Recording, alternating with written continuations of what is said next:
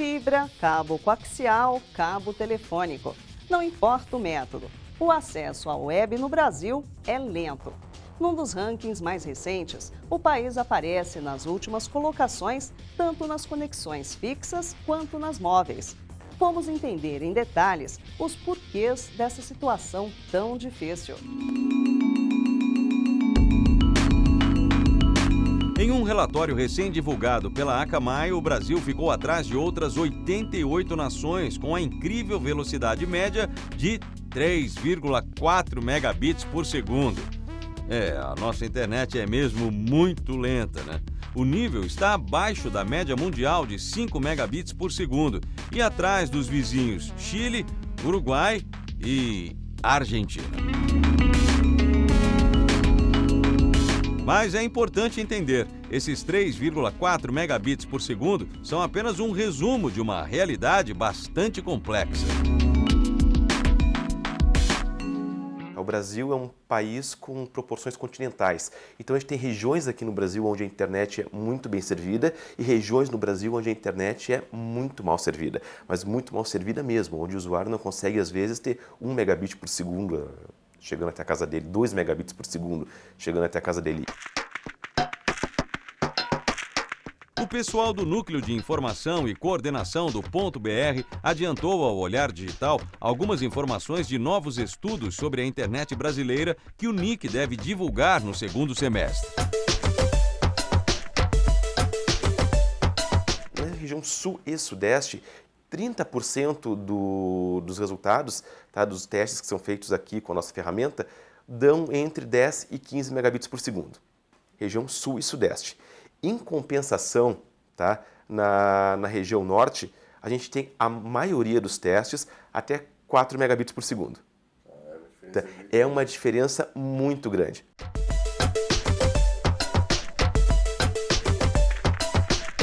A grande vilã de toda essa lentidão por aqui é a infraestrutura. Claro, os investimentos feitos, ou melhor, que não foram feitos nela, né? A maioria das capitais do país já tem uma malha de fibra ótica. O processo é lento e custa caro. Por outro lado, no restante do Brasil, principalmente nas regiões norte e nordeste, a fibra ainda é uma realidade bastante distante. Muitos equipamentos necessários para aprimorar a infraestrutura precisam ser importados e chegam ao Brasil pagando quase 100% do valor de custo em impostos.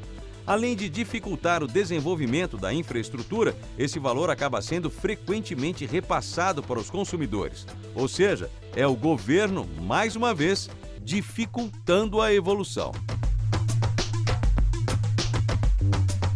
A Coreia do Sul, claro, ocupa a primeira posição no estudo da Akamai, com invejáveis 23,6 megabits por segundo de velocidade média. Eu disse média, hein? No momento que eu tenho a minha infraestrutura de fibra chegando até a casa do usuário, é muito mais barato depois para eu fazer um upgrade do que se eu tivesse que passar toda a infraestrutura de novo na cidade para poder refazer aquilo. O investimento com fibra ótica que é feito é um investimento que dura muito tempo, tá? Que duram muitos anos, porque eu troco depois a tecnologia da ponta, tá? Mas a infraestrutura de fibra ela continua valendo. Na Coreia do Sul, 84% da população é conectada e quase 80% com banda larga. Diversas operadoras oferecem planos de 1 gigabit por segundo por lá e o governo tem planos de, até 2020, levar as operadoras a oferecer planos de 10 gigabits por segundo.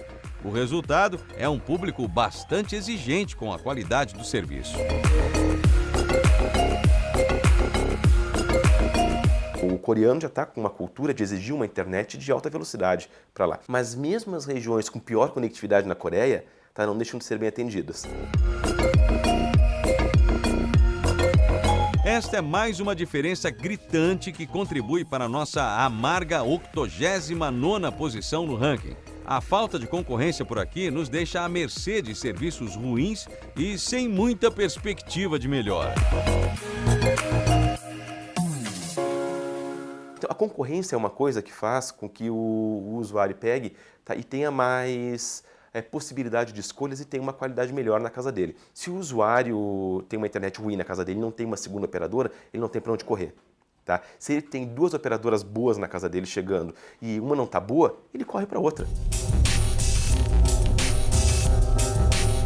Sem qualquer intenção de justificar nossa realidade, o especialista aponta algumas falhas no estudo da Akamai, como o exemplo de não se medir e comparar a velocidade da conexão por regiões, uma vez que vivemos em um país continental e com enorme diferença social. A Akamai é uma empresa norte-americana que possui uma rede de servidores espalhados pelo mundo. Ela aluga espaço nesses servidores para clientes que desejam acelerar o funcionamento de seus serviços na internet. Para elaborar o estudo sobre a internet mundial, a empresa avalia a média da velocidade de conexão dos usuários para baixar os conteúdos de seus servidores distribuídos ao redor do globo. A principal crítica do nosso entrevistado em relação ao estudo tem a ver com o tamanho do arquivo baixado para avaliar a conexão de cada país. Para que a gente consiga atingir uma velocidade, que é a velocidade contratada, dependendo de onde está esse serviço conectado, da latência, a gente precisa de um arquivo maior. Então, se eu tenho nos Estados Unidos uma média, tá? Estou colocando isso assim muito por cima, tá? Uma média de 1 megabit por arquivo, 2 megabits por arquivo, aqui no Brasil essa média vai ficar na faixa de 100 kilobits por arquivo, 200 kilobits por arquivo, e isso vai fazer com que o usuário muitas vezes não consiga atingir a velocidade máxima, que é a velocidade contratada, porque em arquivos pequenos ele não consegue tirar todo o proveito da velocidade que ele contratou efetivamente. Quanto maior o arquivo, pelo menos até a faixa de 4, 5 megabits por segundo, tá? Eu consigo ter uma velocidade melhor medida aí dentro. Por esse motivo, o tamanho dos arquivos baixados influencia o resultado do estudo. Se no país A, os usuários baixarem apenas arquivos pequenos dos servidores da Akamai e no país B, eles baixarem apenas arquivos muito grandes, a velocidade média no país B será maior, mesmo se a velocidade contratada pelos usuários for a mesma.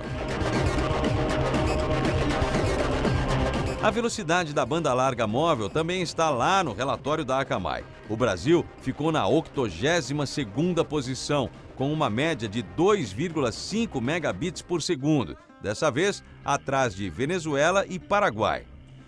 Não tá nada fácil viver conectado por aqui, né? E aí, qual é a sua realidade? E será que mais concorrência é a saída para termos uma banda larga um pouquinho mais larga de verdade? Ou faltam incentivos do governo e infraestrutura? Registre aqui sua opinião, tá? Participe!